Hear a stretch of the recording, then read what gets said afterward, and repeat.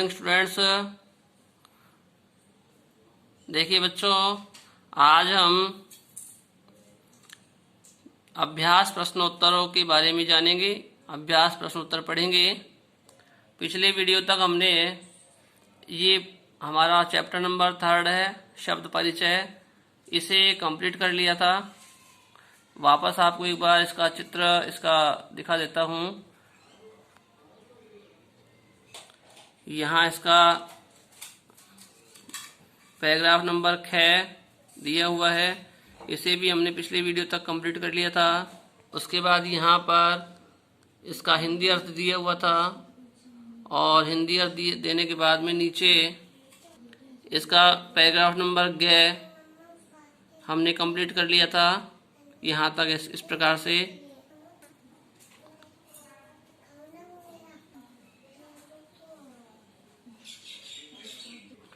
तो बच्चों आइए, आज हम इस वीडियो में इसके अभ्यास प्रश्नोत्तरों के बारे में जानेंगे।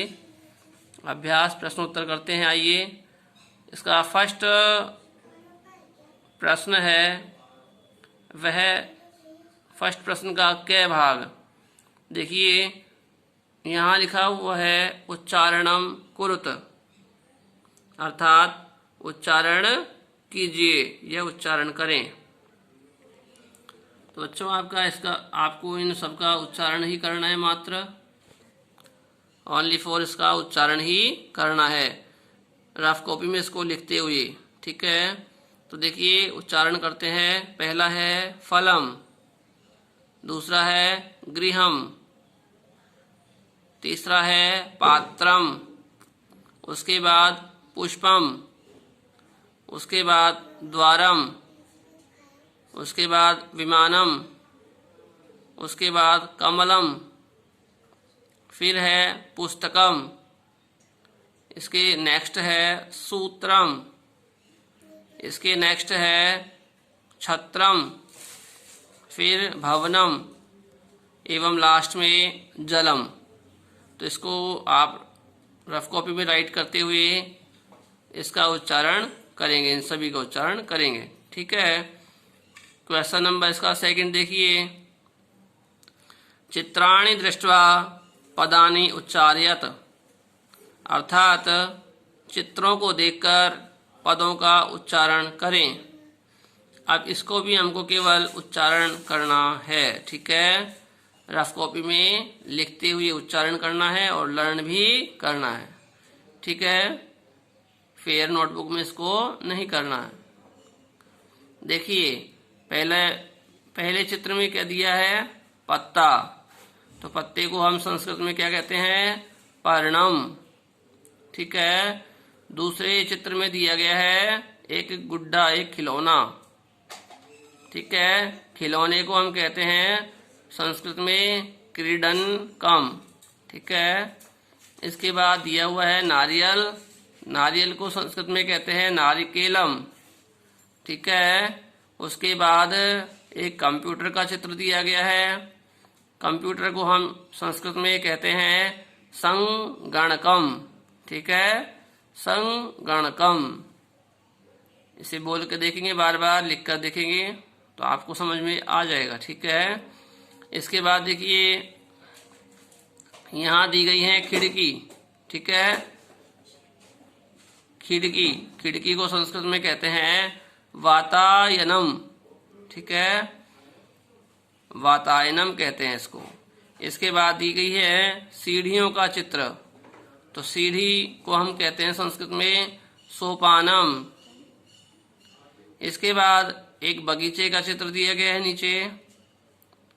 तो यहाँ बगीचे को हम कहते हैं उद्यानम। इसके बाद चश्मा दिया गया है। तो चश्मे को हम संस्कृत में कहते हैं उपनेत्रम। इसके बाद आपको दिया गया है यहाँ पर कंघा। कंघे को संस्कृत में कहते हैं कंकतम। तो ठीक है बच्चों, इन दोनों प्रश्नों को, यानी फर्स्ट प्रश्न का जो क और ख भाग है, इन्हें आप रफ कॉपी में राइट करते हुए लर्न करेंगे और इसको बोलने का अभ्यास करेंगे। ठीक है, इसके बाद क्वेश्चन नंबर 2 देखते हैं। क्वेश्चन नंबर सेकंड, जिसे आपको फेयर नोटबुक में राइट करना है। ठीक है, देखिए प्रश्न नंबर 2 का क्या, वर्ण संयोजनम कृत्वा पदम कोष्ठके लिखत। इसका मीन अर्थ हुआ वर्ण संयोजनम कृत्वा, वर्णों को जोड़कर, पदम कोष्ठकम लिखत, कोष्ठक में लिखिए। ठीक है, वर्णों को जोड़ना है और कोष्ठक में लिखना है। देखिए बच्चों, यहाँ पर पे कॉन्सोनेंट है और ए वोवल्स है, तो पे प्लस ए को मिलाएंगे तो बनेगा पे। इसके बाद यहाँ रे कॉन्सोनेंट है, उसके बाद तुरंत कॉन्सोनेंट आ रहा है। ठीक है, तो यह कॉन्सोनेंट अकेला ही रहेगा, जुड़ेगा नहीं। इसके बाद देखिए अणे के बाद वोवल्स है, इन दोनों को जोड़ देंगे बनेगा अणे, और लास्ट में मैं भी अकेला है। ठीक है, तो हम देखिए किस प्रकार जोड़ेंगे। यहाँ पे है तो पे लिख दिया हमने इधर, उसके बाद अणे प्लस ए है तो अणे आ गया, और लास्ट वाला जो का त्यों रह जाएगा। फिर ये जो रे बच गया तो रे कहाँ चला जाएगा, ऊपर। इस प्रकार से ऊपर ये रे चला जाएगा। ठीक है, ओके बेटा।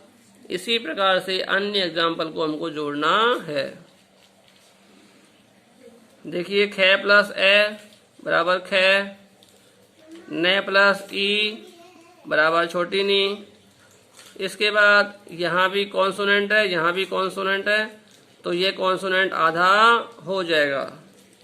इसके बाद देखिए रे पूरा बनेगा और लास्ट में मैं भी आधा रहेगा। ठीक है, तो देखिए क्या बनेगा, खे प्लस ए बराबर खे, ने प्लस ई बराबर छोटी नी, ते रे और ए मिलेंगे तो बनेगा त्रे, तीनों को मिलाएंगे तो बन जाएगा त्रे, और लास्ट में मैं अकेला रह जाएगा।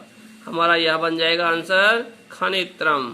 ठीक है, इसके बाद देखिए बच्चों, पे प्लस ऊ को जोड़ेंगे छोटा पू बनेगा, रे प्लस आ जोड़ेंगे रा बनेगा, अणे प्लस आ जोड़ेंगे अणा बनेगा, ने प्लस छोटी ई बनेंगे जोड़ेंगे तो छोटी नी बनेगी।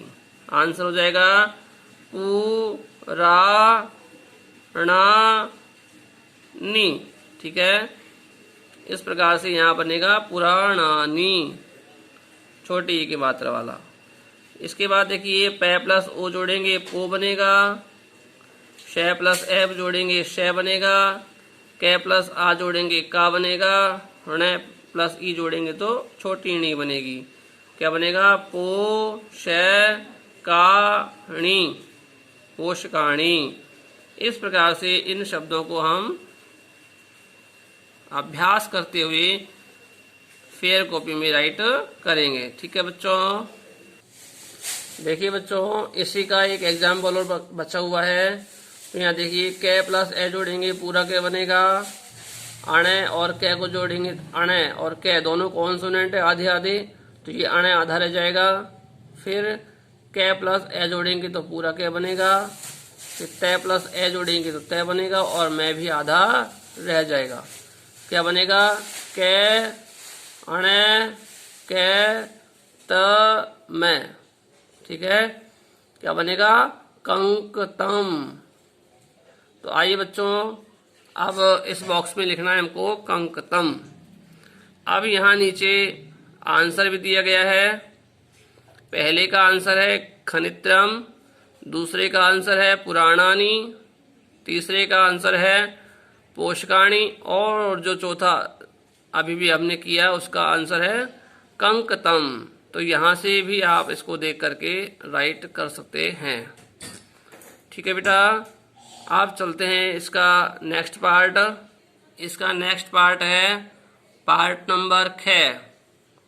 यहाँ प्रश्न दिया गया है, अधोलिखितानां पदानां वर्ण विच्छेदं कुरुत, अर्थात नीचे दिए गए पदों का वर्ण विच्छेद करना है। ठीक है, ऊपर वाले में क्या किया हमने, वर्ण संयोजन किया, यानी वर्णों को जोड़ा।